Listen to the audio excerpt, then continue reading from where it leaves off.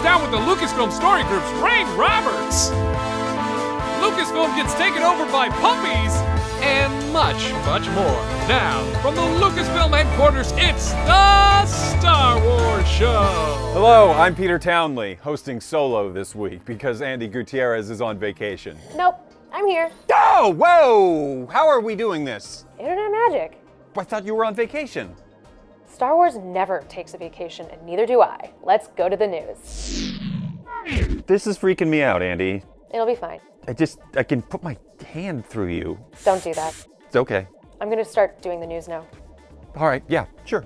Last night, a team of Star Wars superfans decided to go rogue, revealing the new toy line for Rogue One via a series of animated shorts. The shorts, created by James DeJulio, written by Kevin Ulrich, and animated by Dan McKenzie and Tucker Berry, follow the adventures of Rogue One toys, as the Empire has misplaced the building instructions for the LEGO Star Wars Death Star set, sparking a galaxy-wide search to recover them. The series, which began today, will continue to roll out in September on our YouTube channel. And as an added bonus, we want you, the fans, to participate. Starting September 30th, fans can create their own Go Rogue shorts and skits set inside the Star Wars galaxy, where the winning shorts will be invited to Lucasfilm headquarters in San Francisco for a screening of Rogue One, as well as seeing their video on the big screen. For more details and rules, head to starwars.com/GoRogue.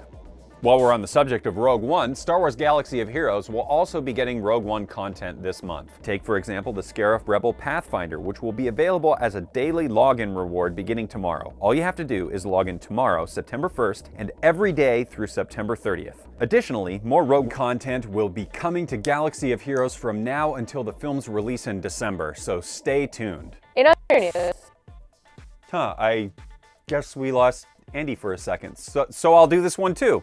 We here at the Star Wars Show are also going to reveal a brand new character from Rogue One, an Imperial astromech droid by the name of C2B5. Now, as you may know, the Galactic Empire relies on astromech droids to maintain its machinery, but unlike the Rebel Alliance, Imperial technicians do not grant their droids independence and subject them to frequent memory wipes to keep them subservient. Where does C2B5 fall into all this? Well, you'll have to find out this December when Rogue One is released. This week also saw the release of the complete second season of Star Wars Rebels. The disc comes packed with bonuses like the Blu-ray exclusive From Apprentice to Adversary, Vader vs. Ahsoka, where Dave Filoni talks in depth about the climactic season finale. Also included is Connecting the Galaxy, a look at all of the hidden references and Easter eggs to Star Wars in the show. Oh, and also Season 2 of Rebels Recon, hosted by Andi. I'm back. What'd I miss? It's just me doing the rest of the news. Oh, Guess I'll have to watch the episode to find out what I missed. Should I close? Please. For more breaking news from around the galaxy, be sure to check out starwars.com. This is still freaking me out.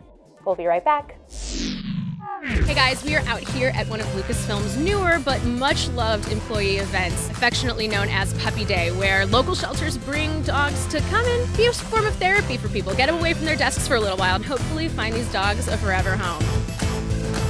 Karen, can you tell me a little bit about how this began? My husband and I started Orphan Dog in 2004 because it was a problem that we could solve that was in our own backyard. The dogs get a lot out of this. They get out for the day, they get to play, they get to meet a ton of people. They have an excellent time. We just found him, but we're never giving him Never up. giving him back. Burger likes grass. Yeah. Not so good at walking. He hasn't completed his training.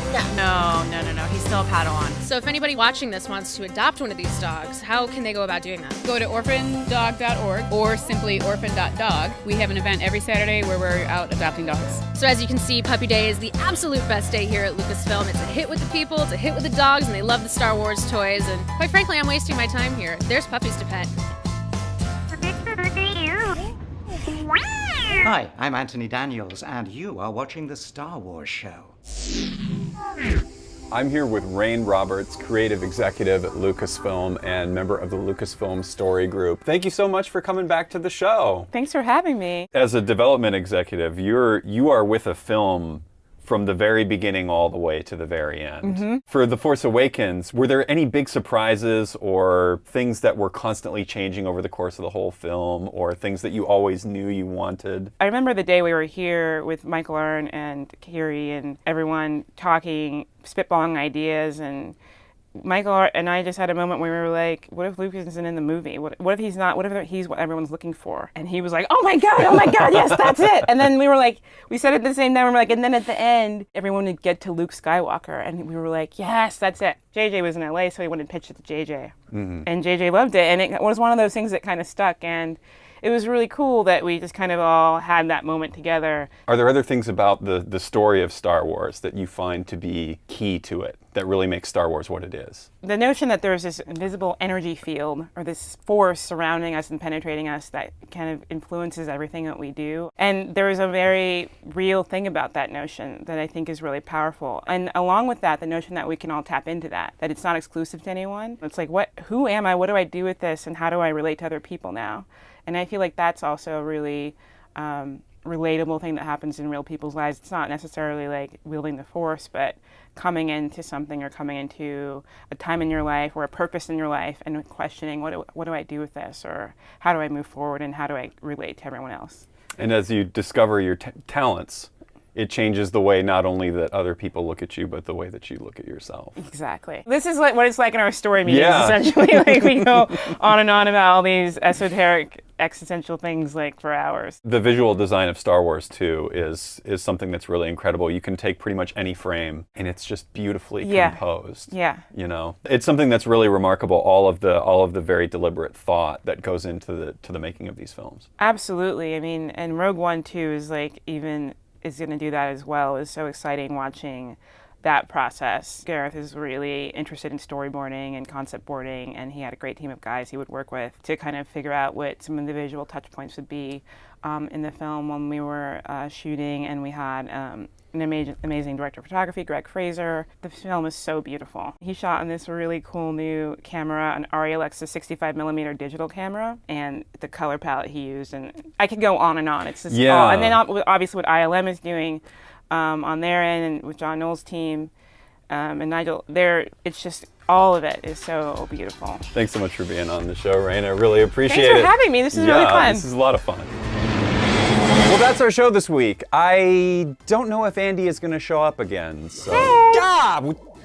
Would you stop doing that? Oh, it's so funny. All right, here we go. Last week, we asked to see your LEGO creations, and boy, did you deliver. We got custom LEGO BB-8s, a custom speeder for Sabine, portraits made of LEGO, a giant 10,000 brick Millennium Falcon. Darth Brick 26 on Instagram made a custom inside and outside version of Starkiller base, whereas LEGO Spencer 11 made a custom LEGO Resistance base. But if we're being honest, our favorite was the mouse droid that Blue Artem created for obvious cheese-related reasons. So this week, in honor of the new Rogue One toys, we want to see your most treasured Star Wars toy. It can be a beat-up Chewbacca, a Luke with all the paint played off. As long as it's a well-loved toy, we want to see it. Send it using the hashtag Star Wars Toy Story, and we'll feature our favorites here next week. And as always, make sure to check out the Star Wars After Show presented by Verizon, where this week I'm hosting instead of Hologram Andi. Aww. Check it out this Thursday and every Thursday on youtube.com/Verizon. Also, while you're here, like the video, subscribe to the channel, follow us on Twitter, Instagram, and Google+, like us on Facebook, subscribe to Vine, and download the Star Wars app. Thanks for watching. Are you going to be a hologram forever? Tune in next week to find out. Dun dun dun!